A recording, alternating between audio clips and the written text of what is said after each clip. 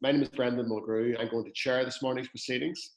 And I've been working with Belfast Healthy Cities now for quite a few years, helping them with their communications and some of their public affairs and with support around events such as this as well. And of course, previously events would take place in person, or some of our speakers would have had very early flights to catch. But now in this new world, we're all online, but it's great that so many people have signed up and they're taking part in this important discussion. And I'm just going to, before we move on to our speakers, just run through a few of the technicalities or formalities of how we're going to go about our event this morning. So anyone who signed up to take part in the event as a participant, as a delegate, will be automatically muted and camera will be off. So the panelists will be available, will be on screen, and their presentations will be on screen as well. What we're going to do at the end of each section or each presentation, questions can be put to our three speakers in turn, just as they finish their presentations. And if you submit those using the chat box at the bottom of your screen, then I can put those in turn to each of the speakers after that. If you're online and you're able to multitask, that is to follow the Zoom conference and tweet at the same time. If you were to use the hashtag Healthy Belfast, that would be a great help to us in helping to get our message out. And I just want to let you all know as well that the presentation slides and in fact the recording of the entire event will be uploaded to the Belfast Healthy Cities website after the event. That's belfasthealthycities.com. So we're gathered this morning. We want to look at ways that Belfast could be transformed and how we want to put people at the centre of the city as the city resets to some degree, as recovery plans are put in place, as we emerge, hopefully, albeit with some setbacks perhaps, as we emerge from COVID and pandemic and lockdown. There has been a lot of political commentary and business commentary and a desire abroad that we go about things in a different way, and maybe in a more sustainable way, in a greener way, in a more environmentally friendly way. And we want to look this morning at how we can put people at the heart of city renewal and of city regeneration.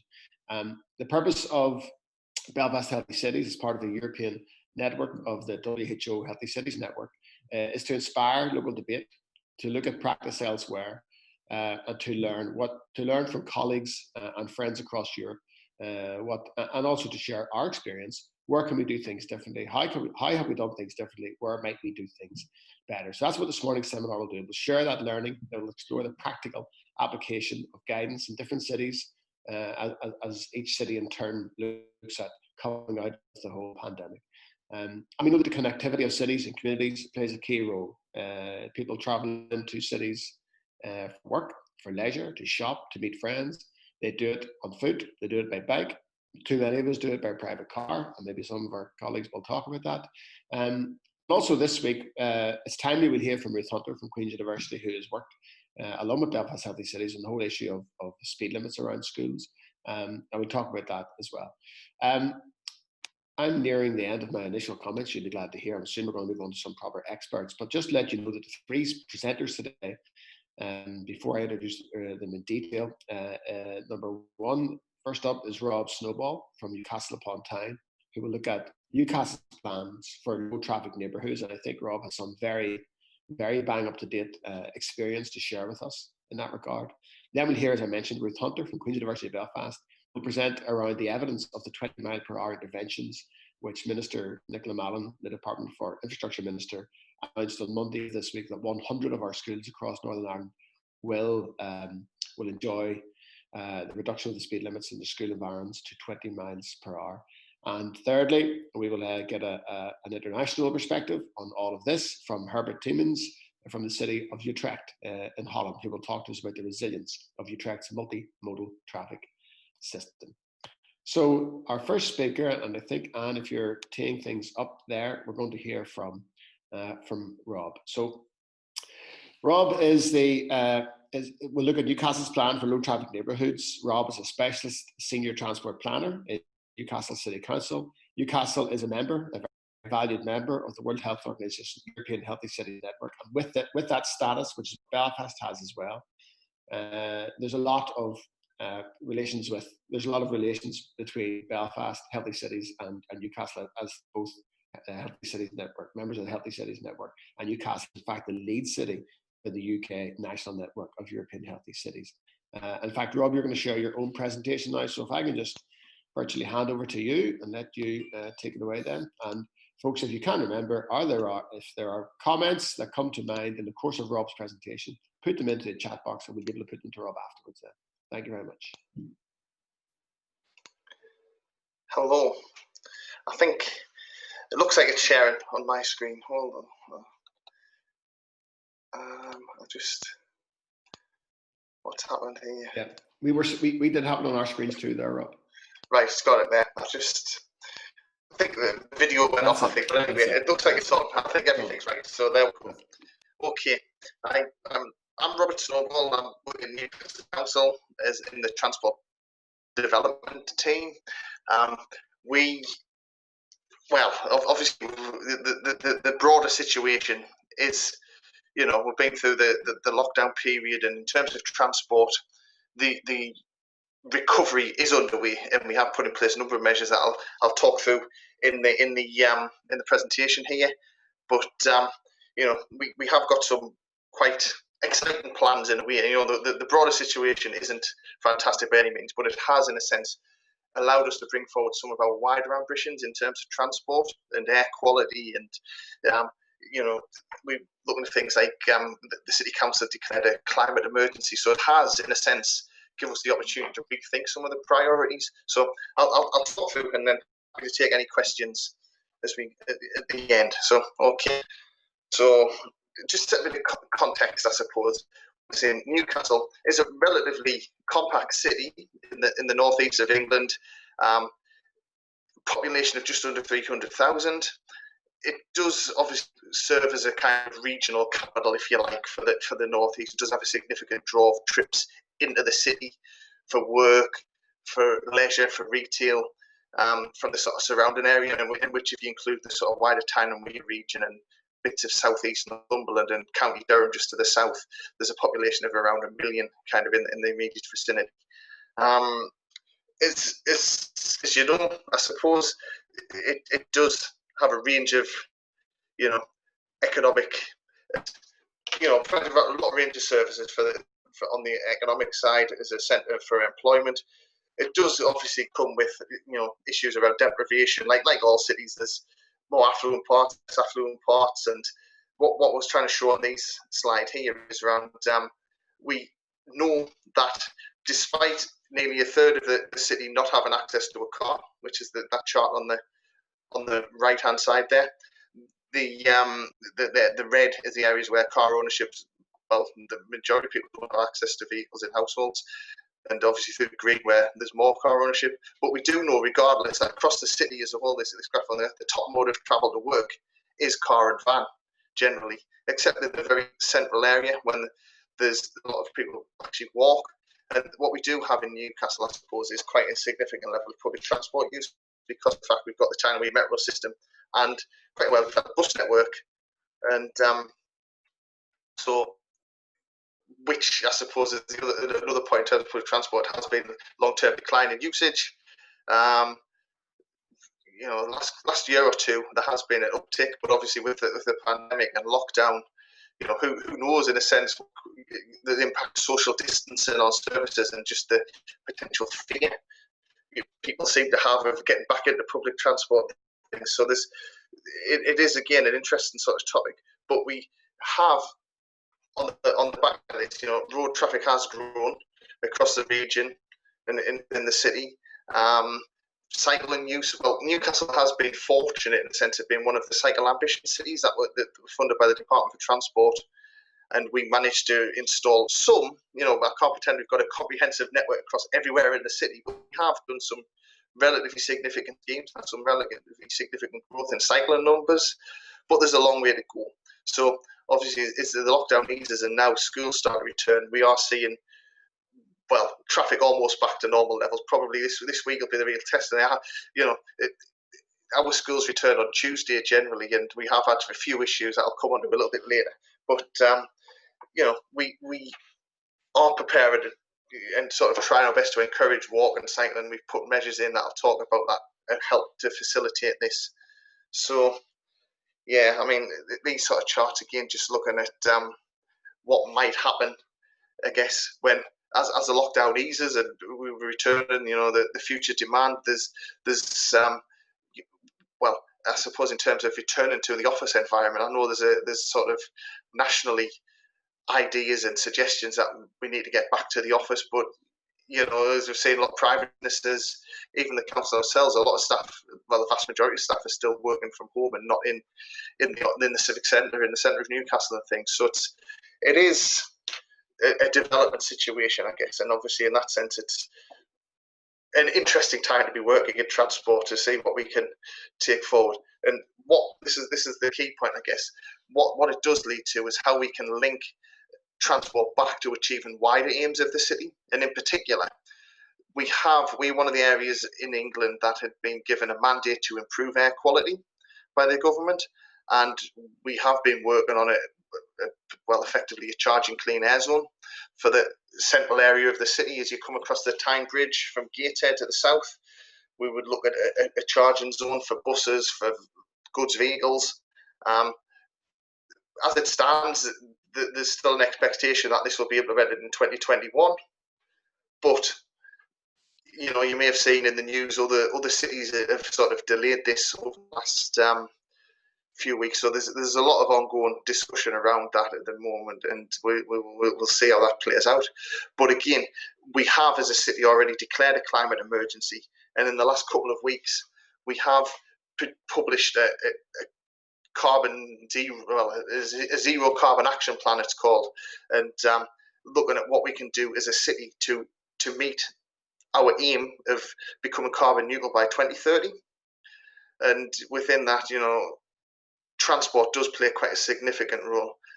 And well, on the slide there, whilst transport is responsible for 30% of Newcastle's total carbon emissions, and around 2/3 is from cars. So 20% of Newcastle's total carbon emissions are from cars. So it's obvious that that is one of the areas we do need to tackle if we're going to be achieving our aims of becoming carbon neutral by 2030. And if anyone is interested, there's a link on the slides that'll get shared around to a news story on this, and the zero carbon plan is on the council website as well. So it's quite an interesting time, as I said, to work on this. So how can we use this chance to change? So how are we going to enable and deliver on our wider aims and ambitions? So bear in mind that we shouldn't want to go back to what we had before. It's important to try and use short-term investment and changes to project us to where we want to be. So we are taking forward and developing a range of ideas around reallocation of road space generally, and the aim of a better city for everyone. So as a quick overview there, in 2020 we're looking at immediate measures to enable social distancing and help the economic restart, and we have put in place some interventions in district centres and the city centre that I'll quickly show in a few minutes. Linking directly to, for 2021, linking directly to further measures that we need to take to stabilise the economy and society while protecting the environment.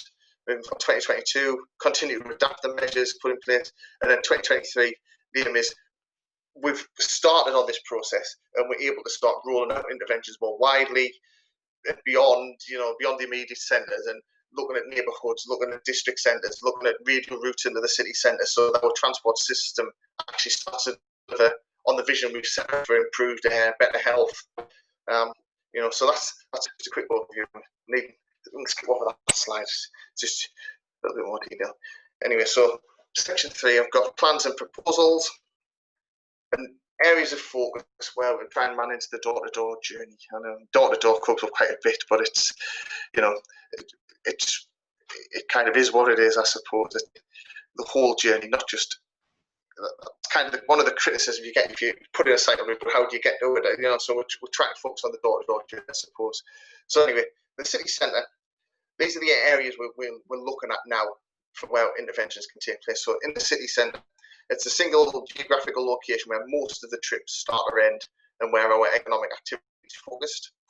Generally, district centres, local shopping parades, they're hugely important for leisure in the city centre, and also in some ways, if we try to reduce the need to travel,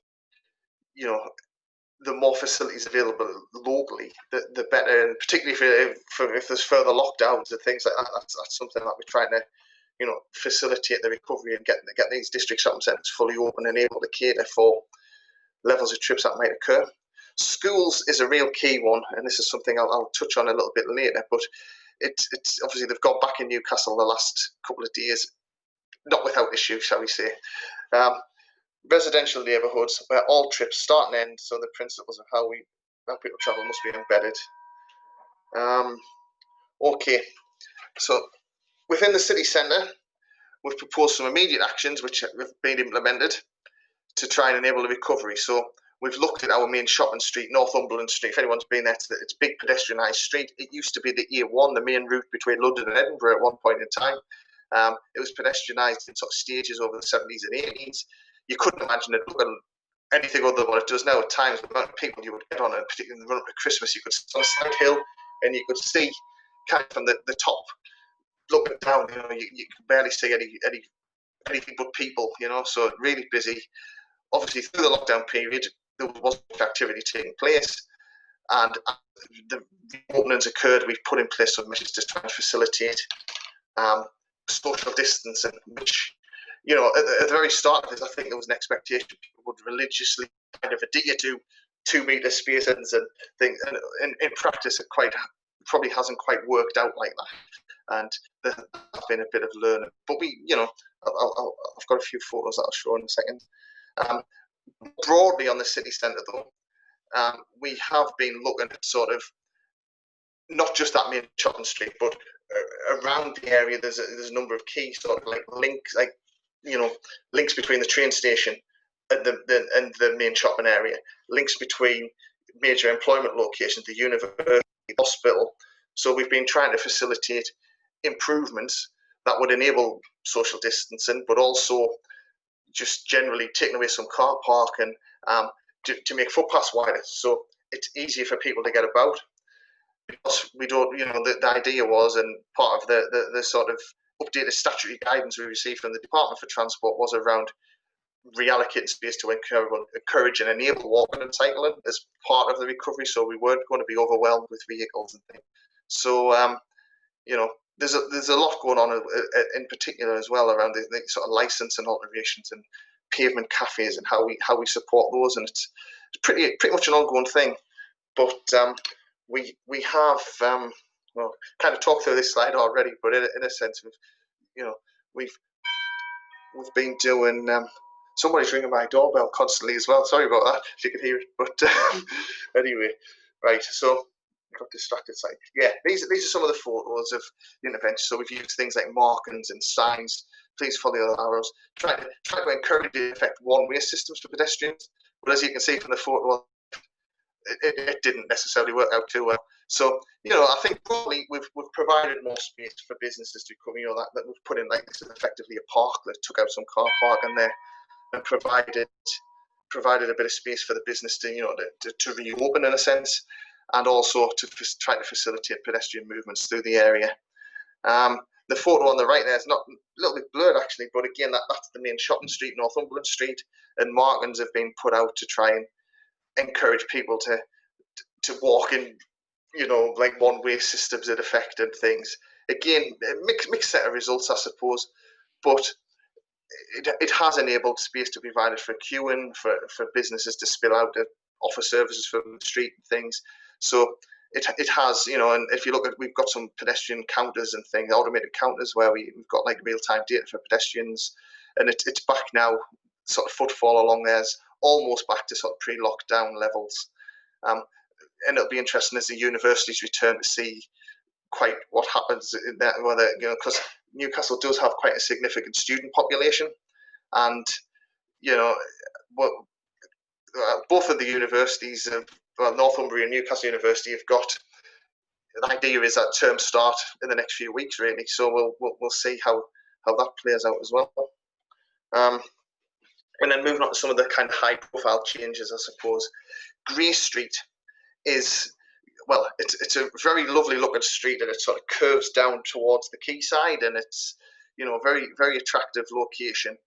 But has been used quite significantly is for car parking. There's a lot of on-street car parking in there. We have proposed and actually implemented now a cycle route on the street, linking up towards Gray's Monument, from like providing a link kind of from the quayside up towards Gray's Monument in the centre of the city. And it also provides, as you can see in that photograph there, the Key Link buses. There is quite a gradient down to the quayside, so a bus service, kind of a dedicated bus service, does operate. So we've enabled that to still run, but we've provided this cycle route. And this is it. What it's been, from the artist impression there, it's not quite the same. And I couldn't quite get a photograph of the bus and the cyclist in the same shot, unfortunately. So there's two photos there, show the bus and one show the cyclist. But it's been done in sort of temporary materials with an experimental traffic regulation order that, has gone in, and we've had a lot of positive feedback to date, and it's been relatively well used. So that's that. Just in shopping centres, I'll not focus too much on this, but we have undertaken some measures to try and facilitate the reopening of the shopping centres, and some of the principles that we've tried in the city centre have been tried with mixed results in district shopping centres, I suppose. One of the findings has been it wasn't popular necessarily to take away car parking, and some of our measures were, being honest, some of the measures were being removed because they were being kind of abused, or the cones, etc., we put out were being moved and things. So it's worked, but it probably needs some further measures that will support this. And one thing that had been looked at in Newcastle was red routes, and there's been previous cabinet reports that have been things that have been approved by the cabinet to take forward an idea of no stopping routes on some of our key corridors that would help support that, and that's something that we will bring forward hopefully in the next few weeks and months. So this is just an example of what relatively simple line of cones. It has this scheme has been made a little bit more permanent, and there's now a cycle route as well along there. So nothing too exciting, but it is an example of what we've tried to do on our district centres. So another area we've been looking at is routes to and from the city centre, and trying to reallocate space and enable journeys into the central area to be made because of this potential public transport capacity issue. We're looking at schemes to try and reallocate road space to enable journeys on foot and bike. So what we've got, this is on the left there is Queen Victoria Road. It's again what have been termed a pop-up cycle lane, if you want, and a relatively simple scheme to car park and enables journey. That route links to the Royal Victoria Infirmary and past the university, and has been quite popular. And following some feedback, we did make one or two changes. We also have got proposals for some additional cycle schemes like that. And that's sort of the plan at the top of the page here. Just shows a part of one of the Heaton Road's it's a major suburban route. We're proposing to put in a width flow cycle route either side of that. It links to an existing scheme further south on Heaton Road, and this would take up the Corner House roundabout, which is a big important junction to the east of the city centre. And also we've started some work on other schemes that we kind of had in the pipeline, but obviously the opportunity has arisen to bring forward. So we're changing Osborne Road, it is in Jesmond, and I'll just put that on from the Twitter, from the Facebook page. I mean, some of these schemes at the minute, and the ideas of reallocating space and not necessarily popular. I'll come on that in a little bit more, but generally, 381 comments received on that, just notifying people putting in a pedestrian crossing in effect with a little bit of cycle lane improvement. And we've got 381 comments, 55 shares. Not universally popular, I guess, is the point I was trying to make with that. So the final one I'm going to talk about really is the creating better residential neighbourhoods, low traffic neighbourhoods. And this is something that the premise is relatively straightforward, and they do exist, in a lot of places already. The amount of streets that have in the past have been closed off at one end, or filtered in the middle somehow. They're not uncommon, but it's support. Well, I think we've probably fair to say kind of like Marmite, you love it or you hate it, and we're in the midst of implementing a few of these, which I'll talk through. So the idea is we have an adopted road hierarchy for the city, which is where we would like vehicle trips to take place on the major routes. So we've got primary routes, we've got secondary routes, and then anything else that's not on our road hierarchy is effectively a residential street, and therefore you're saying, whilst we want to maintain access into the residential areas, we want vehicle trips to take place on the main roads that surround them, and therefore we would look to close off the through routes within these areas. So what we have done is mapped out the city and tried to identify a range of potential low traffic neighbourhoods, and we've come up with around 51 individual areas. Some of them are quite large actually as you move away from the central area, but it's the premise would remain the same. And we are developing plans in, well, about 3 of these initially, with a view to rolling out across the city as funding and as time allows generally. So we've started the process on a number of bridges in the city, which we've identified a number of small bridges across the city which are not on our road hierarchy, but we're aware of them being used by higher levels of traffic than is probably appropriate for them. And by closing the bridges to vehicles, we've been able to reallocate them for people on foot or bikes, and making it safer and easier for people to get around their local area, as well as helping to reduce levels of unnecessary traffic using local roads. There's 5 bridges that we've looked at. They're listed there. They probably don't mean much necessarily to you, but some of them have been there's been long-standing issues at a number of bridges. Salters Bridge in particular, that top one, has had historically closed to facilitate some major works, but then reopened about 18 months ago. And there's been a sort of campaign to get it closed again, if you want, but equally there's a campaign to keep it open. But we've through this process, we have used an experimental order to close that one, and that's the process. We've used experimental traffic regulation orders. So the idea of that is we bring forward the scheme, the closures to vehicles went in place, and then the consultation starts. So we're in the midst of a consultation process on all of these.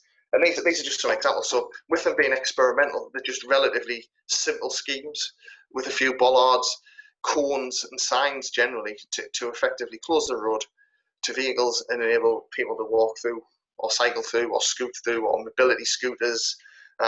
So we have had a range of different uses, and I'll come on some of the reactions and impacts from it. I mean, this one on the left here was a sort of Facebook post that went up just after it happened.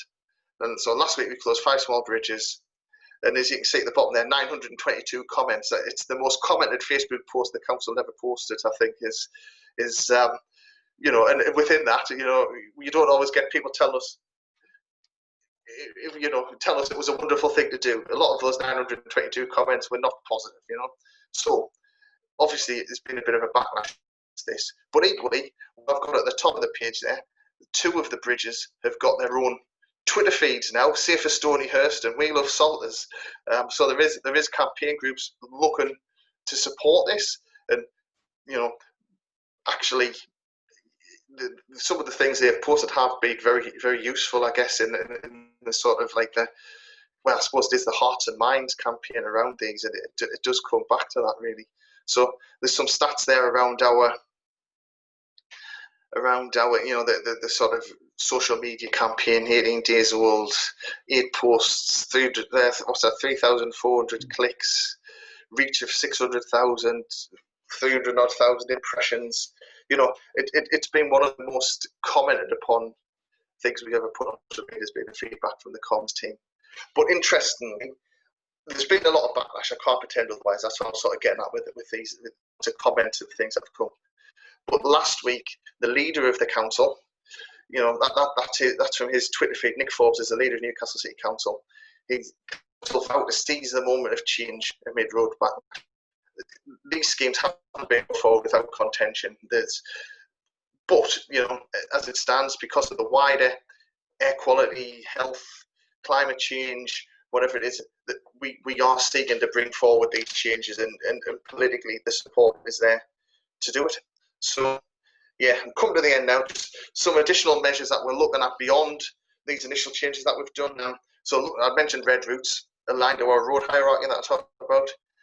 Schools is an interesting one, and obviously linked to the sort of low traffic neighbourhoods, school streets and things that are being looked at, considered. We haven't implemented a school street as of yet, but we've got plans as part of sort of wider rollout of low traffic neighbourhoods and some surrounding areas. We'll look to do that. And interestingly, one of the things that probably is is key to that is the sort of enforcement powers from at the minute. Well, in England, the traffic restrictions like School Street are in by the police, but there's been an announcement from the government that likely to be able to transfer those powers to local authorities, which would enable us to have more confidence in the effectiveness of them. I think if we can camera enforce 20-mile-an-hour zones or school streets and things, but that's something that will develop over time. Next point, seeking to implement low traffic neighbourhoods across all of the city and trial areas progressed rapidly. Well, we're not far away from, we've done the bridges, a couple of areas that we're not far away from looking to implement. Management of the network in accordance with the road hierarchy. That's, we seek to direct traffic onto the roads that are identified for traffic. I think that's the point there. And then outside of that, residential streets are candidates for low traffic neighbourhoods or measures to reduce speeds, reduce volumes of traffic, encourage walking and cycling. One thing that is quite a key thing, I think, is in England, generally, pavement parking is, again, an issue, and it's not one that local authorities can tackle themselves. It kind of relies on police enforcement and obstruction offences, and you get into what's possible, what's not possible. And it's also, it is something that, again, we think would help us to deliver our aims for promoting walking and cycling for the wider benefits. It's something that we think we need. And then that last one linked to Part 6, traffic management enforcement powers, probably an English thing in particular, but it is something that would enable us to help implement and enforce these kind of measures we've talked about. And communicating our values and how they underpin their existing policies. So a key point we've had, we shouldn't allow our city to go back to what we had before. The world's moved on. We've got politically, there's an acknowledgement we don't want this to happen. We want our improved air quality, our improved health. It is something that these things that we're right now will help to deliver that. So that's generally it. I think I've just come to the end there. So stop sharing. There we go. Okay, thanks. Thank you very much, Rob. Very, very interesting. And some of the comparisons with Belfast make it even more relatable for us. Even city size, population size, I think probably we probably share industrial history as well, and you've even got a Royal Victoria Hospital as we do over here. One of the questions that came in, Rob, in your role as a senior transport planning officer, and you actually addressed this in your last 2 slides there. This was a journey you were on pre the COVID implications. But so would you have said the general direction of travel was about less private cars, increasing public transport, increasing cycling infrastructure? Was that the road you were on anyway prior to March of this year?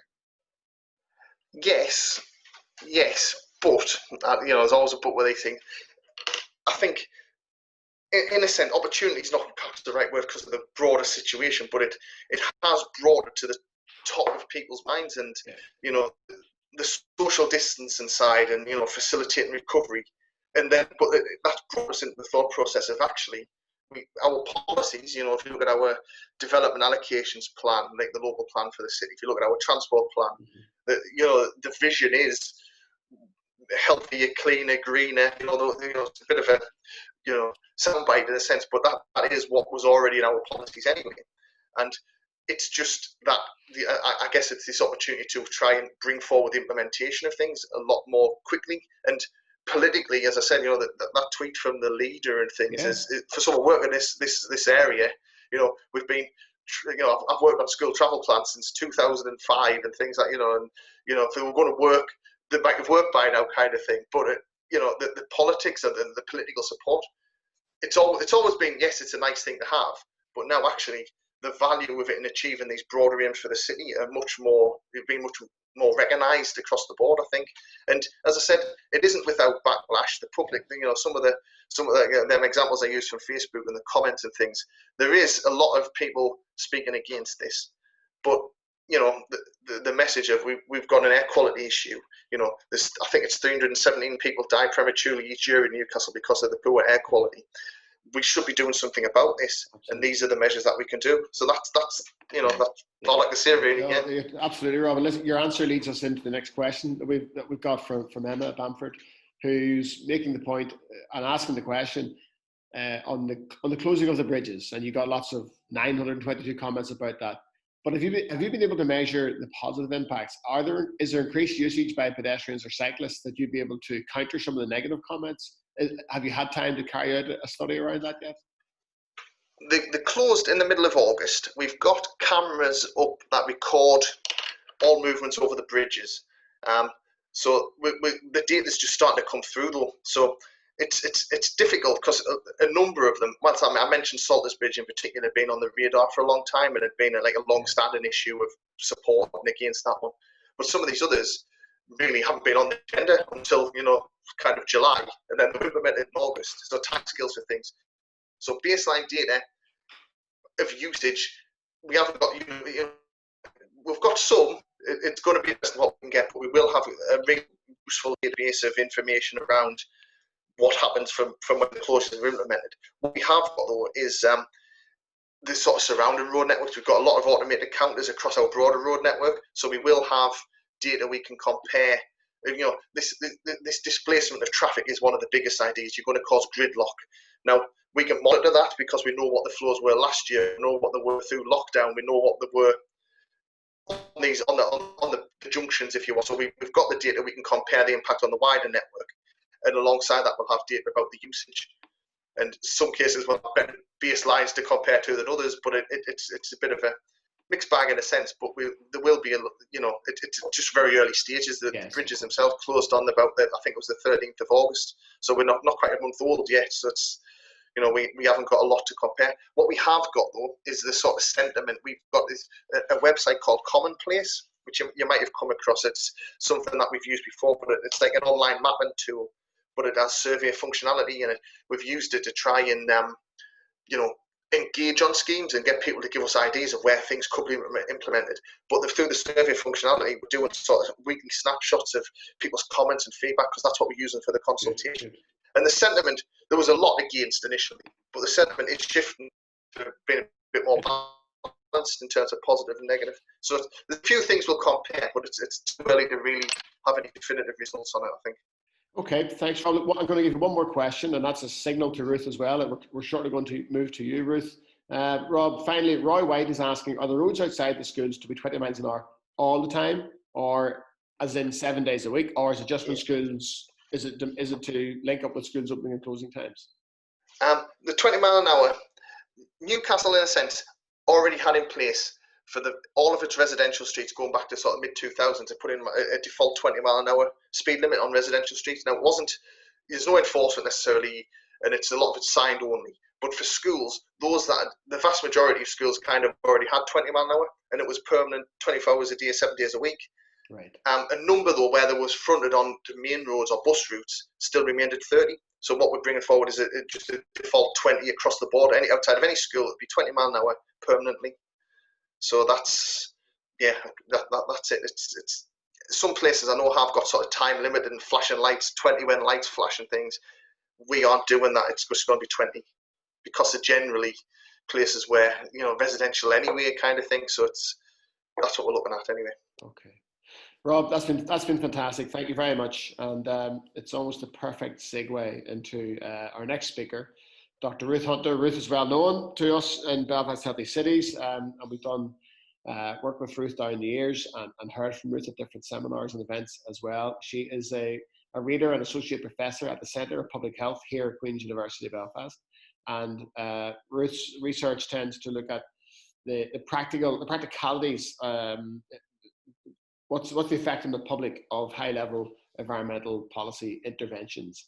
And most recently, she has looked at the relationship between urban environment and health, and particularly of natural experimental studies such as the Is 20 Plenty for Health, which looked at the whole issue of the 20 mile an hour speed limit networks in Edinburgh and in Belfast, and what effect they had on public health outcomes. That research is funded by the National Institute for Health Research. So, Ruth, are you ready to share with us? And again, folks, if anyone has questions, that pop into your mind during Ruth's presentation, put them into the Q&A session, and we'll move into discussion mode afterwards then. Thanks, Ruth. Thanks, Brendan. Hi, everyone.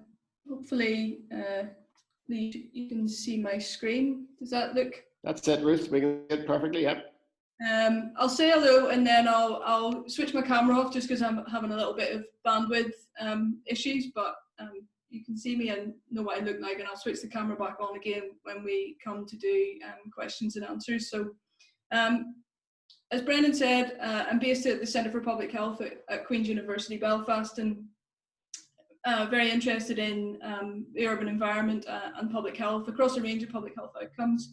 But today I'm specifically going to talk about 20 mile per hour or 30, or more specifically 32 kilometre per hour speed restrictions, interventions, and as Brendan said, this is very timely as Minister Mallon has just recently announced a scheme to pilot 20 mile per hour interventions at 100 schools as part of an ambitious COVID recovery package here in Northern Ireland.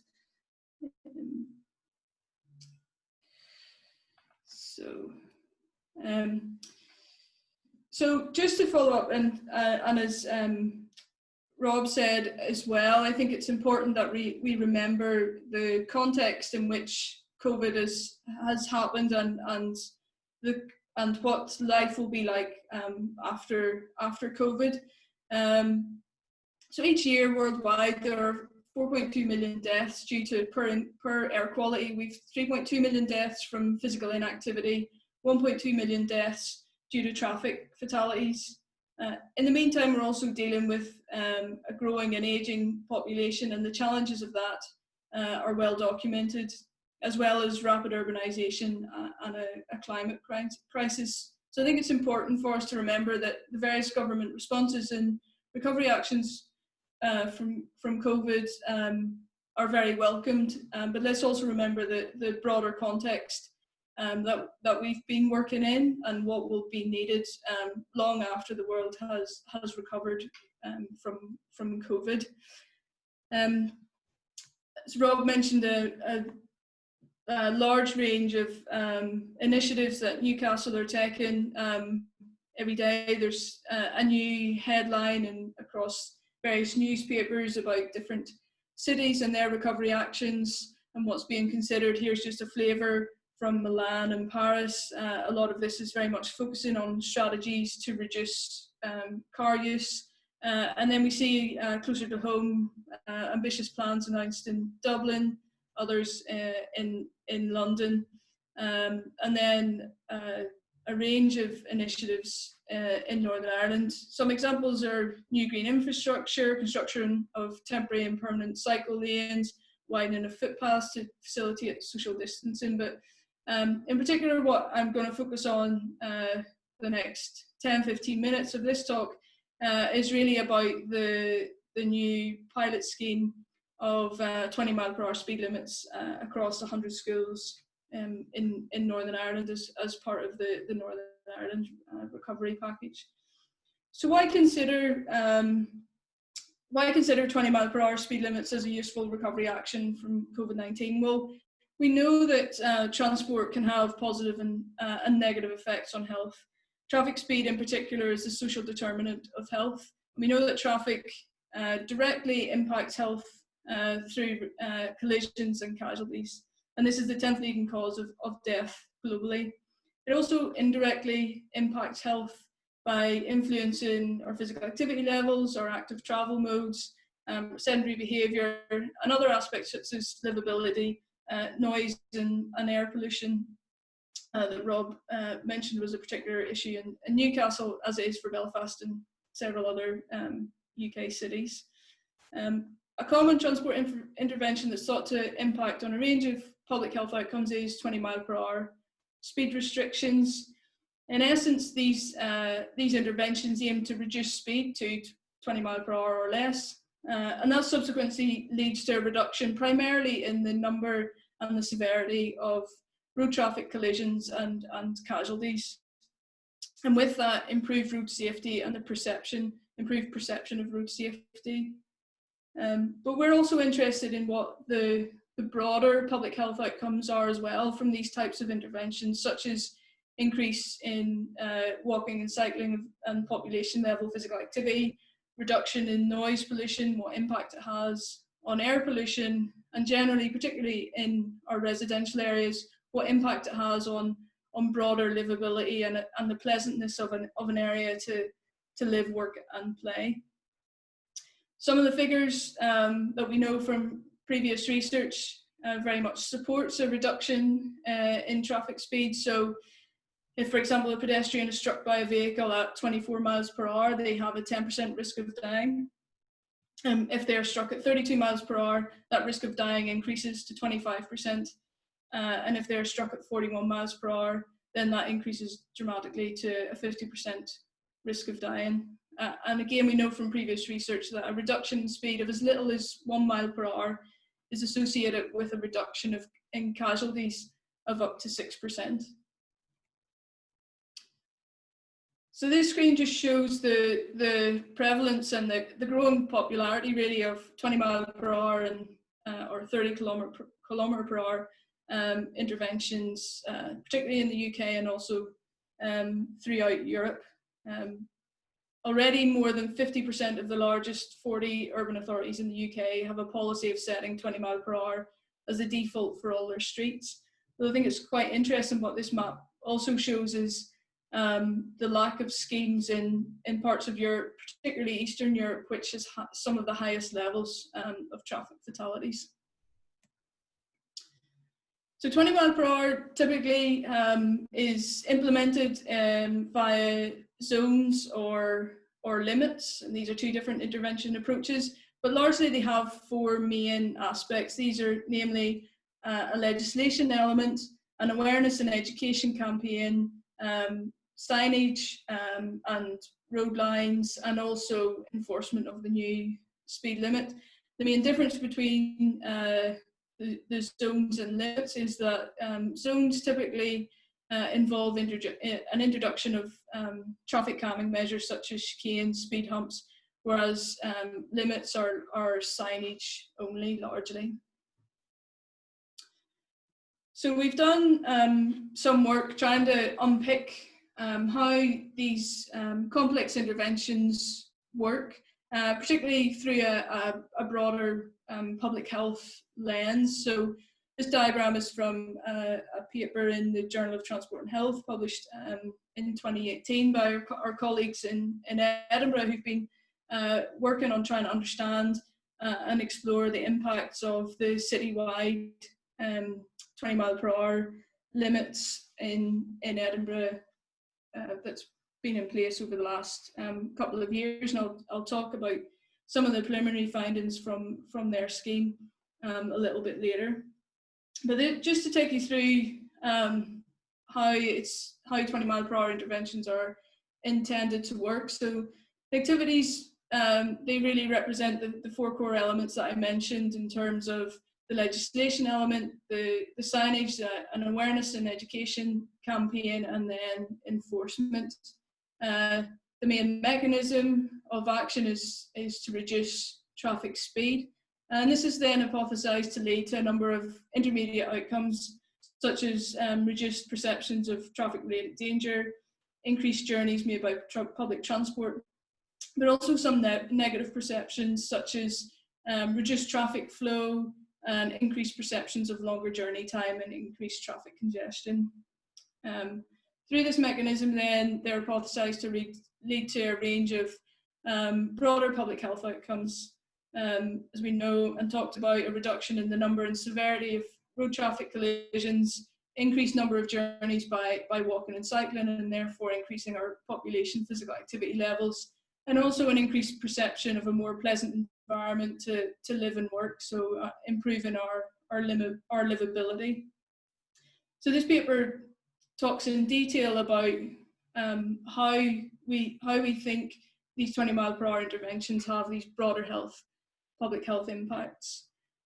We published this paper last year to look specifically at the evidence base. So this is a meta-narrative evidence synthesis and summarises the evidence from 11 studies. 9 of these particularly investigate the impact on 20-mile-per-hour zones, and 2 specifically on 20-mile-per-hour limits. And we were quite interested at looking at the distinction between the two. And again, we were interested in a range of these broader public health outcomes, so collisions and casualties, mode of transport, noise pollution, air quality, the impact on health inequalities, and also various constructs of livability.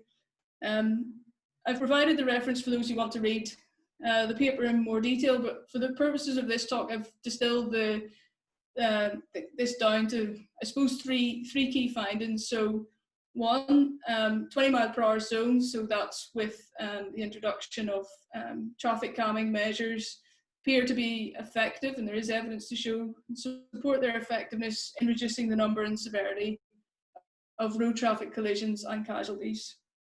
Although when we look specifically at the evidence for 20-mile-per-hour limits, there's insufficient evidence to support their role in the reduction in severity of road traffic collisions and casualties.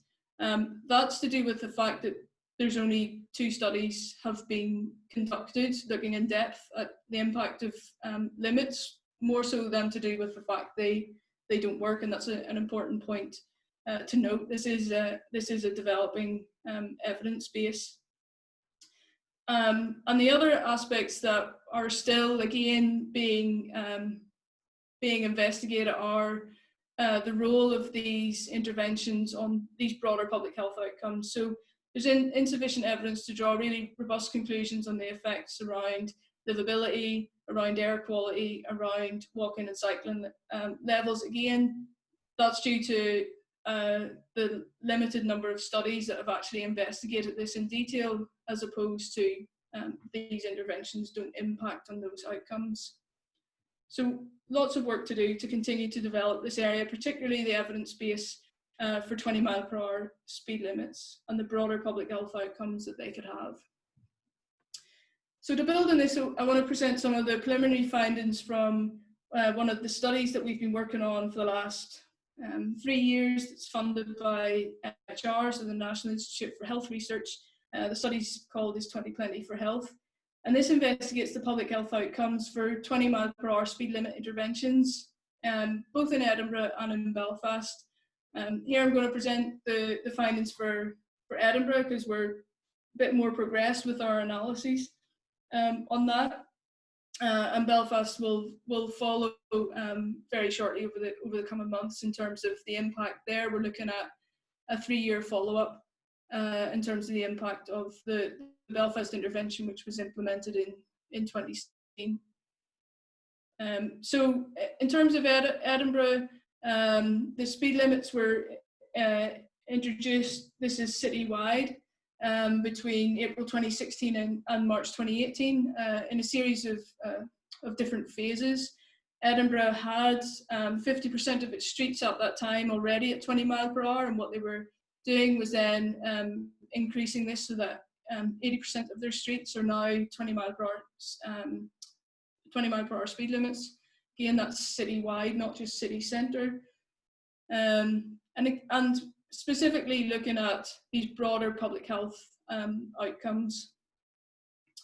So I'm just going to show some of our kind of preliminary findings just for Edinburgh. So this figure shows the change specifically in traffic speed, and this is a trend in average traffic speed citywide, so looking across the range of the implementation zones that's depicted over time of day.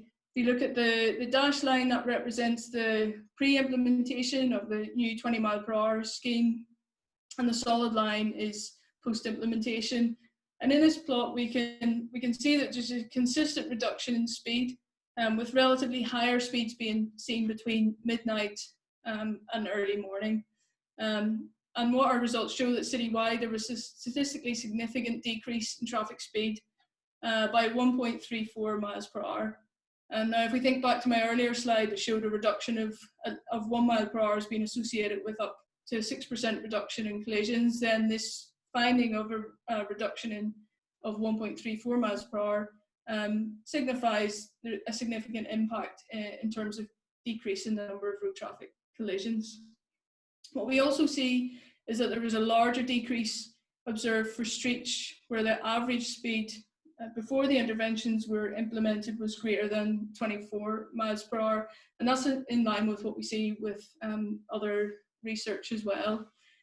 Interestingly, citywide, there was no evidence of any significant change in traffic volume post 20 mile per hour versus pre 20 mile per hour. And I think that's an important point to highlight, because quite often one of the perceptions about these schemes is that it'll increase traffic congestion, it'll increase traffic volume. That certainly isn't supported by the findings we're seeing in Edinburgh or our preliminary findings from our results in Belfast. So if we look then at road traffic collisions, this figure provides a kind of graphical overview of road traffic collisions between June 2013 and December 2019. The red lines mark the start and end of the implementation in Edinburgh. And this is a monthly time series with, we can see seasonality indicated in the peaks and troughs of the graph. But in general, what we see is a trend in terms of decrease in number of road traffic collisions. And in our analysis, after accounting for a secular trend, the reduction in these average annual road traffic collision rates was found to be 36 collisions per year, so a statistically significant reduction in the number of road traffic collisions per year is what we're seeing in Edinburgh. But in saying that, public support, and Rob mentioned this a number of times in his talk, about garnering public support is an important aspect in ensuring positive outcomes for these schemes. This figure represents findings from a survey of the general public regarding their perceptions of 20 mile per hour interventions in Edinburgh before the intervention was implemented, and then at 6 months and 1 year thereafter. And in particular, what I wanted to highlight was some common perceptions that I think any future education and awareness campaign should try and combat. So if we focus on the blue and green bars, which highlight and agree or strongly agree with the particular statements that are highlighted there, what we see is some strong support for statements such as 20 mile per hour interventions lead to longer journey times, they lead to more congestion, they lead to more air pollution, and certainly the findings from the research that we've been doing and also the evidence base wouldn't support these perceptions of the general public. And I think it's important also to show that we do see that these perceptions, so if we look at baseline 6 months, 1 year, what we do see is that these perceptions become more positive over time, indicating that as people actually experience the intervention, experience travelling at 20 mile per hour, that those perceptions change and generally become more supportive over time. But I think these are key points that our education and awareness campaigns should try and address to help encourage public support from the outset. We also conducted a series of focus groups with about 120 people from the general public to ask them specifically about their experience of 20 mile per hour interventions, both in Edinburgh and Belfast. And we've kind of tried to distill the key points here. And really what I wanted to briefly highlight was some of these more, I think, unanticipated consequences or perceptions that were expressed. So things like perceived lack of enforcement of the speed limit, irate frustrated drivers, pedestrians jaywalking or walking in front of cars as the traffic is perceived to be moving slower, so they feel it's safer to do so. That led to irate and frustrated drivers. Other issues around reduced driver attention, so because they're driving at a lower speed, they feel it's safer to use their mobile phones, etc. So important, again, that these kind of what we've termed unanticipated consequences are addressed in any kind of future implementation awareness education campaign to ensure compliance and safety for all users. Another important point is the role of the media, and we have a paper that we're working on at the moment which looks specifically at how the media in the UK and Ireland talk about and present evidence of 20 mile per hour interventions. Again, they have a very important role in helping us garner public support for these types of interventions. And this is just a snapshot of headlines from a quick Google search for 20 mile per hour and Belfast. So we have issues around no fines and no cameras in under fire Belfast 20 mile per hour zone. Most drivers ignore new 20 mile per hour speed limits. Demand to scrap Belfast city centre speed limit after police failed to catch one driver in 6 months. And Belfast's new speed zones a scam to raise cash. That's just a snapshot. It's quite hard to find the flip side of those headlines and find positive media support. I think we've some work to do there, because I think that is an important aspect of helping us garner support for these types of interventions. So let me return back to what do we know about schools, specifically thinking about the new announcement of to pilot these 20 mile per hour speed limits at 100 schools in Northern Ireland. Well, there's very little evidence, there's very little research has been done to date in terms of these types of interventions at schools, but they are hypothesised to work in the following ways. So through enhancing the safety of pupils around drop-off and collection areas, reinforcing the presence of children to drivers, encouraging drivers to change their driving speed and potentially their driving style, and also instigating or maintaining safe active travel for children and their caregivers. And a report that was out in 2018 made a statement that there was universal support for 20 mile per hour speed limits near schools. So although there's a lack of research that's been conducted to date to provide evidence of that these are a good thing, I think inherently and what we know about how these work, it would seem a sensible move to make. I've put here just some key points and recommendations from the Welsh Government. In Wales, commitments were made to implement part-time 20 mile per hour speed limits outside schools and on main roads to improve safety and potentially increase levels of walking and cycling to school. And it was reported that the potential of success of 20 mile per hour speed limits at school may be improved by coinciding with drop-off and pick-up times, appropriate enforcement, engaging with schools to ensure speed limits times are accurate and appropriate for the school, and the minimum length of the speed limit should be 200 miles per hour. However, I think regardless in terms of how the plans or current initiatives, it should be noted that say we just don't have that robust evidence base to support the various public health outcomes that they may have. Say that's not to say that they won't be effective, or that's not something we should be trying. I very much support that it is a positive move from the infrastructure minister, and I think we've some lessons to learn, certainly from the work we've been doing in Edinburgh and Belfast, and also the work by the Welsh Government. So I just wanted to finish really by saying there's certainly some promising findings from our work in Edinburgh and Belfast in terms of a range of public health outcomes for 20 mile per hour speed limit interventions. I think we've some work to do in terms of the influence of the media and public perceptions at the end of the day. Largely what we're trying to do in terms of changing behaviour, but also changing social norms. And we've been able to do that with seatbelts, with drink driving, with use of mobile phones. So I think there's no reason why we can't do it with these types of interventions as well. So I'll leave it there, and thank you. Happy to take any questions. That's super. Thank you very much, Ruth. Very, very insightful. And can I just clarify, Ruth, your research will it carry on in real time to take account of the the Northern Ireland experience? You're going to keep on researching this, yeah?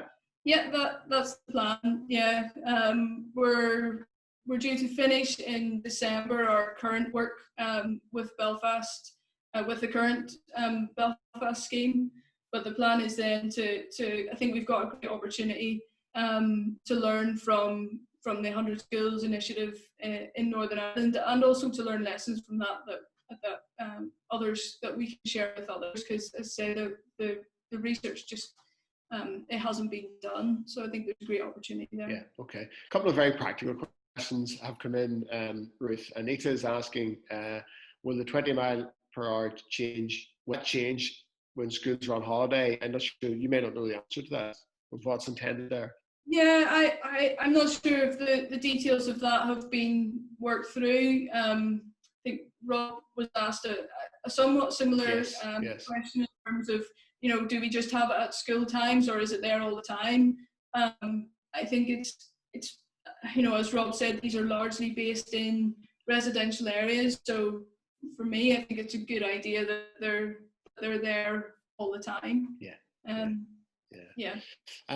it became clear as well during your presentation, Ruth, there's a cost element to all of this. Is that, and what Anna's asking, like, where does the cost come? Is that like practical things like signage or ramps, or that's where the cost comes from? Yeah, and I think this is where it's important that we build the evidence base, particularly around speed limits, because there's a significant cost reduction in comparison with having to implement, chicanes and other traffic calming measures. So actually, to implement a signage only, to put an awareness and media campaign around that, is in population level public health intervention terms is a low cost intervention. And some of the work that we're doing in Edinburgh, we have certainly from our economic evaluations have shown it to be a cost-effective intervention. And it's interesting you flagged up some of the more negative headlines around 20 miles an hour and no one had been fined, or as if there was a negative perception. I certainly had the impression following Nicola Mallon's announcement on Monday that there was a very broad welcome for that, certainly in social media terms, which is where I kept up to date with it on Monday into Tuesday. Before I'm going to put Herbert on notice that this is the last question to Ruth, and Ruth Roy White is asking if there's 1.5 mph average speed reduction and no traffic reduction, is that a success, or should we be seeking a bigger reduction both in speed and in the traffic volume through a 20 mile an hour scheme imposition? Yeah, I think I would certainly see that as a success. I mean, again, we have to remember we're talking at population level here. So we see what some may perceive as a very small reduction in speed, but actually when that plays out at the population level, we do see then significant reductions in number and severity of road traffic collisions and casualties, and some of these other knock-on public health impacts around, change in mode of transport, increased walking and cycling, improved livability of the area.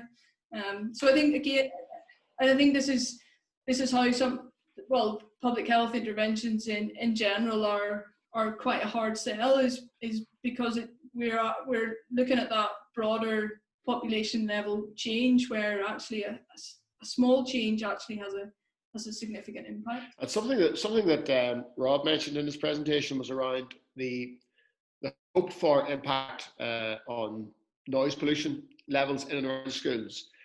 Do you know, Ruth, is that something that will be monitored in parallel with the traffic volume and traffic speed? Yeah, I think I'm not sure about noise pollution. I think, to be honest, at the moment, air quality. Air pollution, yes, sorry. Yeah, is a bigger issue for us to be tackling around schools, and that's certainly something I think we should be looking to try and explore. That's something that, again, is a positive with speed limits. So what we should see is with speed limits, because we don't have to have the acceleration and deceleration with going through chains or over the traffic humps, what we should see is a much smoother flow of traffic. Yes. And actually we should see these peaks in poor air quality.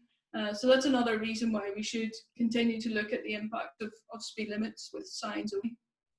Okay, so it actually was, to be fair to the questioner, it was air pollution which was asked, not noise pollution. So, Ruth, thank you very much.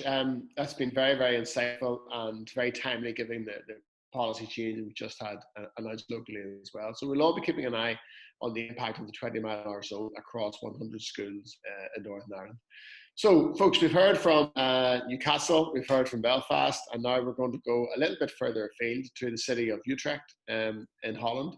And we are joined by Herbert Tiemens, who is a nationally and indeed an internationally respected practitioner and thought leader with over 20 years of experience in cycling policies, city planning, urban design. And whilst Herbert is based in Utrecht and has worked and studied Utrecht and will talk to us about the Utrecht experience, he has also advised planners and policymakers around the world, including in Copenhagen, in Dublin, in Helsinki, in Washington, DC, and of course other cities and projects across the Netherlands as well. He's a member of the advisory board of Fiestebrad, which is the Dutch Knowledge Centre on Cycling Policies, and contributed to the design manual for cycling in the Netherlands. And Herbert's degree initially is in urban planning, specialising in traffic planning. So there's no better person to speak to us about the resilience of Utrecht's multimodal traffic system. So Herbert, if you're ready, we'll go over to you, please. Thank you. Yes, thank you.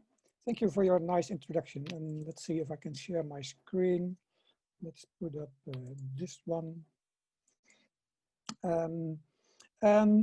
It's great that I can talk a bit about Utrecht, because it is very similar to Belfast, at least in size. So Utrecht is has 350,000 people living at this moment. And the metropolitan area is around 670,000 people that are living within 15 kilometers from the Dom Tower, the main bell tower. And as you can see also on this map, Utrecht is in the heart of the Netherlands. So that means for a lot of people, it's the common place to have their meetings. We are very much depending on all the services that people are using in Utrecht. And also the economy is very much based on all the services. We have offices, we have a big university, and banks. The financial sector is close to Amsterdam. We have strict, very close link to Amsterdam by railway, but also by car. And we are now talking about super cycle highway. So, well, my topic is that we never should waste a good crisis. We had our crisis in the 1970s in the Netherlands when we had an oil crisis in 1973. People could cycle on the highway, the motorway, but also we had a crisis in road safety. People were looting, or they had their arguments against the cities who wanted to widen the streets. A lot of kids were dying in the streets, and the locals, they protested because they didn't want to have the streets, their houses demolished. So the pictures on the right are from Utrecht in 1977, when there was a big fight. By this background, the city decided to change, and that change that didn't go overnight. It took a long time, but it's when you see now the differences between this street, how it is nowadays, where it has transformed to a pedestrianized street where there's only a dedicated bus lane in the middle. It's buzzing, a lot of people cycling and walking every day. Very special. Another example is this place, the Katerijnensingel. It was built in the 1960s, 1970s beginning, and it was the shortest highway of the Netherlands, 1,500 meters. And since 5 years, it looks like this. It has completely changed from 12 lanes for cars to water back in the canal in the old city mode. And this Saturday, we will celebrate that the mode is completed again around the old historic city center. A last example that I will show how we are constantly transforming our city is that we had this kind of junction. It was a difficult junction. It was built in the 1930s when there was no car traffic. Then adapted it to the car era, with a lot of space dedicated to cars, 5 lanes, traffic lights, separated bus lane. People had to wait for a long time to cross as a pedestrian. And now this is the plot that we are using. Now it looks like this. We make place for people to meet each other, to walk in the street, to cycle in the street. And it now functions as a neighborhood meeting place. Still, also the shop owners, they are really happy with it, because most of the people that, most of their visitors, they are locals, and they're staying there for a longer time. They're very happy with it. And we are planning for the future. So we are planning, what we did is categorize our road network for cars, 50 kilometers an hour, 30 kilometers an hour. Also, we made a network of cycling routes. Sometimes it's a separated cycle route, sometimes it's a traffic calmed street, and we are building these kind of bridges. Takes a long time to develop and to implement it, but at the end it's highly valued because it makes it safe and you are separated from car traffic, which is the most important thing for people to feel that they are acknowledged in their needs for safety and directness. In collaboration with the province, we are working with the neighboring municipalities to have super cycle routes, as you can see on the bottom pictures. 2 ways, 4 meters wide, asphalt leading to the neighboring villages, which brings you within half an hour to the city center. And that's especially for commuters who want to change from car to cycling. And this is very successful. This one. And then another success story of us is parking at the train stations. As Utrecht is the heart of the Netherlands, we have rail connection to every city in the Netherlands. Within 2 hours, you can access, you can go to everywhere in the Netherlands. Makes it very practical to cycle from your home to the train station, park your bike, and then take a train. So we have built these kind of huge garages. This is one of the smaller ones, 4,500 places for bicycles. The bigger one is 12,500, but you cannot take a spectacular picture because it's compartmented. It looks stunning, and especially because you can cycle in it. It's fantastic to be there once. And with this bike and train combination, we made our traffic system less dependent from car traffic. And we can see this in the figures. You can see that a lot of people are using bicycles on the short distance. 42 or 53% are cycling, 30% walking. With it when you're slower than, or when you are shorter than 7.5 kilometers. And even when you go to the city center, 61% is cycling, which is amazing if you compare it to other cities in the world. Well, let's get to that, because then we were struck by COVID-19. This is the picture that we had on 17 March, when beginning of the lockdown. The streets were empty, also our cycle paths. This is right in front of the train station, the main train station, where it's bustling all the time. There's the National Fair on the fairgrounds on the right. Normally people are walking and cycling here. It was completely devastated, it was completely empty. It was, well, weird. It was like cycling in a ghost city when I was there. People were asked to stay inside and don't go out, only for shopping. Local, the groceries have it delivered. what we see now is that traffic has more or less returned. What you can see here is the graphs of the occupancy of our bicycle garages in the city center. And in March, it really dropped, as you can see, but now it's almost back to normal figures. It even went up a bit. But if you look at the graphs on the right, you see over the day, the picture is a bit different because still our bars and our theaters are closed or limited in the number of people that they can receive. This means that there's not that much nightlife in the city yet. On the other hand, a lot of people can pick up their life again. They can cycle to work, to shops, to their friends, to stay outside.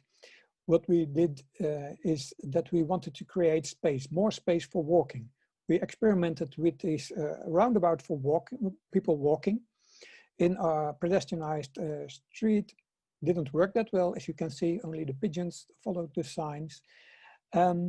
But on the other hand, we also had to accommodate for people walking on our mixed streets. On the right hand, you can see that people were waiting for the supermarkets outside, but there wasn't enough space for them because the pavement there were parked bicycles. We had to give up some parking space for cars, for parked bicycles. And on the lower picture, you can see that we had to remove bicycles because there wasn't enough walking space. This is at this moment a continuing battle that we have in the city. Who should we prioritize on which spot? The cyclist union is now complaining because they say there's not enough space to go with your bike to the shops. On the other hand, we are trying to maintain the 1.5 meters in public space. So this is something that is a hot issue at this moment. On the other hand, we are blessed with these separated cycle paths with traffic lights that were functioning for cyclists. And as there was less car traffic, it was easy. You had more time to give green light. You had less waiting time at the traffic light, so people could stand easily 1.5 meters apart. Then getting back to what we have done in the past, well, implementing 50 kilometers an hour, yes, we did it a long time ago already, but we did it sometime in a cheaper way and a quick way. So we narrowed the curves at junctions. You can see on the lower picture, but also the filtered permeability, it's really working well. The riots that I was showing earlier in this presentation on the right upper corner, it's exactly the same street. Nothing has changed, only a few bullets has been placed. And it works pretty well, I have to say. In the long term, you want to have curb protection. You can see on the left upper picture. It takes more time to install, but it's really effective for people to feel them safe. And this is a continuing battle that we have in the city, in Utrecht. We started 40 years ago with the big oil crisis, with the social crisis. And now we are more or less on the level that we can handle the COVID-19 crisis, at least in our public space. Doesn't mean that the social issues are over, or unemployed people, because we don't have that much jobs anymore. There's an economic crisis, but we are ready for it when you look to public space. So that is a short presentation of what we have done in the last 30 years. I don't expect that Belfast is going that quick. But I'm looking forward to your questions. Here are my details, and I'm happy to hear from you. Thanks very much, Herbert. No, we aren't going that quick, although it was interesting, like Newcastle and Belfast, and you pointed out the similarities with Utrecht as well in terms of population size. We do have similarities, and the photograph you put up of 17th of March, which is of course St. Patrick's Day, and the absolutely empty streets of Utrecht certainly struck a chord with me, and just it was a reminder of how things were back then. And Belfast and other parts of Northern Ireland have taken, to some extent, the opportunity to introduce pop-up cycle lanes to try and encourage people to get onto their foot, onto using public transport, walking and cycling. But we have not yet made a breakthrough the way you did. And I was interested in what you said at the beginning of your presentation. You referred to the oil crisis as being sort of jumping off point. Can you explain that a little bit more? What was going on there? Were people just priced out of driving? What happened at the oil crisis is that we were on the Israeli side of a conflict in the Middle East. So we didn't receive oil from Saudi Arabia in the 1970s. And then there was oil shortage. So that was there was mandatory car-free Sundays. We had 6 of them during period in 1973. And as there was no car traffic, people learned, heard the noises of birds again in the cities. Yeah. They woke up and they saw how much space cars take in cities. So they found out, okay, this is how far we went from the original cities. And that levered them and made a broad coalition between environmentalists and also social people who didn't want their residential blocks removed. And this broad coalition forced politicians to change the view on public space. Okay. Is part of what you measure the economic impact of pedestrianisation or of increased infrastructure for cycling? Is there an obvious economic payoff? Are people spending more time in the city centre, or are they choosing to come into the city centre because it's more freer and safer to do so?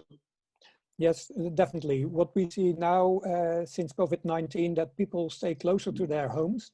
So they're walking and cycling more. Also, the local shops, they ask to have more space around their shops for people walking and cycling.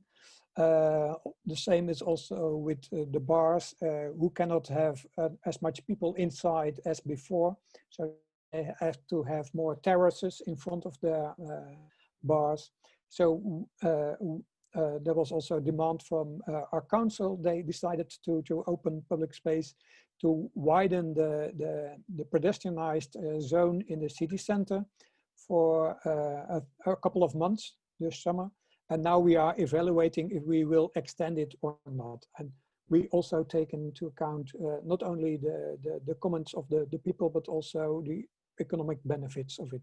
Yeah, and in your experience, Herbert, and in the experience of your city, Rob talked about when they closed bridges, there was an initial kickback against that. Is that inevitable? Is that something now, and should we always be prepared to dig in and let that eventually pass? Because it does eventually pass, doesn't it? Yes, it's always that we have this backlash everywhere. We have to fight street by street these sentiments, how the city is changing. Of course, it's a change, and that might, you have to change your behavior, and that's for people something new, and they have to adapt to it. But in the end, most people are happy about it. Yeah. Okay, here's a challenging question for you, Herbert, from one of our attendees, Gary Benson. This may be a little bit unfair. What is the single biggest measure that a city like Belfast can implement to really accelerate the increase in the uptake of walking and cycling? What I would say, well, I'm not familiar with Belfast, haven't been there, but what I know from other cities in the UK is that preventing rat running in residential streets, that is the biggest thing. Compartment your residential streets focus, make your neighborhoods more livable for walking, cycling. Okay. Yeah. Okay. Interesting that you haven't been here. I think Joan, as the chief executive of Belfast Healthy Cities, I think we should try and change that in the near future. Okay. Yeah. Bring Herbert over and let's get some of his experience firsthand. You do. I know that Utrecht, Herbert, has a big public transport hub, which has, in Belfast, we are currently in the early stages of building our own transport hub, which will increase, hopefully, the use of public transport. It will increase our connectivity with the other cities and towns within Northern Ireland and with Dublin as well. Has the transport hub, I think it's often held as an example of what can be achieved economically and environmentally. The Utrecht example. Any observations on that? Yes, that's true, because as I mentioned before in the presentation also, it is a very popular place for people to gather as a meeting place. We made a kind of airport terminal without the runways. I always say it looks like an airport. There's 200,000 people changing trains every day, Yes. People walking in and out. We have in total 22,000 bike racks at garages guarded. We have buses, trams, everything is close by, and a lot of people are using it every day. Yes. Okay, that's good. Joan, I'm going to bring you in shortly to do a roundup for us, if that's okay. And yes, Herbert, one of the most interesting photographs you put up, the before and after photographs, I think are fascinating, and people will want to revisit those when we upload them to our Healthy Cities website. But the photograph of the bike garages, that was just fantastic.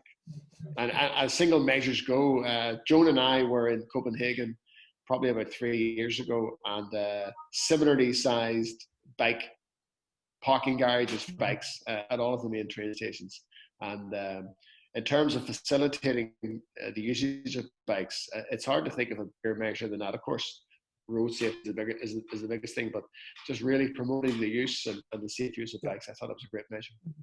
Herbert, thank you very much. So very interesting to hear from you and how far you as a city have come. And I think there's probably a little bit of a challenge for us as a city and as a region, and we have a way to travel as well. But it may be that we're hoping to start down that road, prompted by COVID as well, as an overall desire to become more sustainable and how we get to and from work and to and from our leisure activities. So thank you very much, and thank you to all of our speakers. And I'm going to ask Joan Devlin, for Chief Executive of Belfast Healthy Cities. Joan, you might have some observations or comments around what we've heard so far.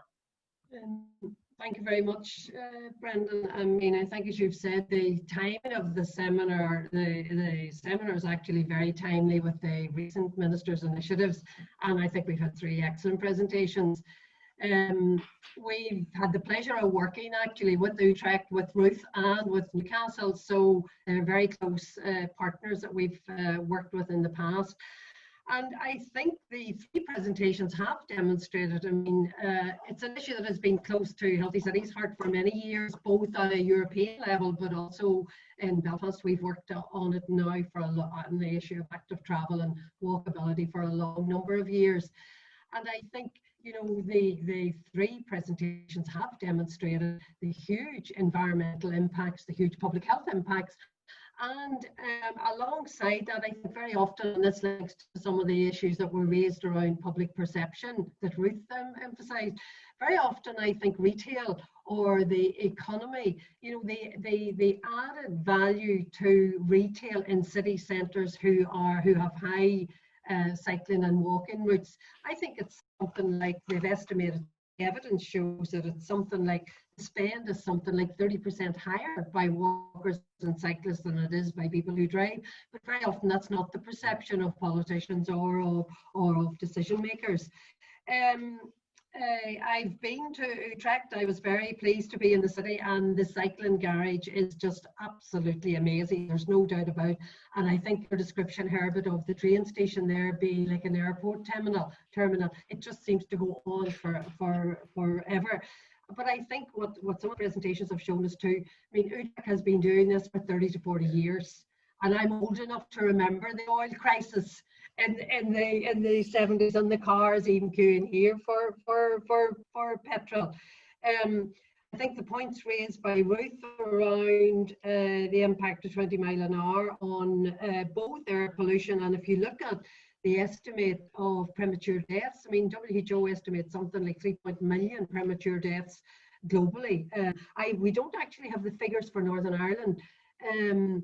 So, you know, in terms of air pollution, and even the very small reduction in traffic speed, the impact that has on casualties. I think Newcastle actually is really interesting. Again, 3 cities which are very similar to the size of Belfast. But you know, Newcastle, the points that Rob was making, you know, low traffic neighbourhoods, the challenges that they've had in terms of, you know, supporting cycling, walking initiatives and those lobbying against it. And I did particularly like the engagement tools that they were actually using as well. The mapping tool used to tell, you know, with where local residents or local citizens can tell where actually change might be best, and the other one, the whole social media networks. So I think we've had 3 excellent presentations. And I think there are lessons to be learned from all of them, and hopefully in going forward we now, as you know, have a ministerial cycling and advisory, walking and cycling advisory group, which I'm also a member of. So hopefully there is we can share a lot of, or we will share a lot of the learning from these 3 presentations and the recording with the people on that. But no, so thanks very much, an excellent presentation, and we will continue to engage with different cities and look for the evidence. Excellent, thank you very much, Joan.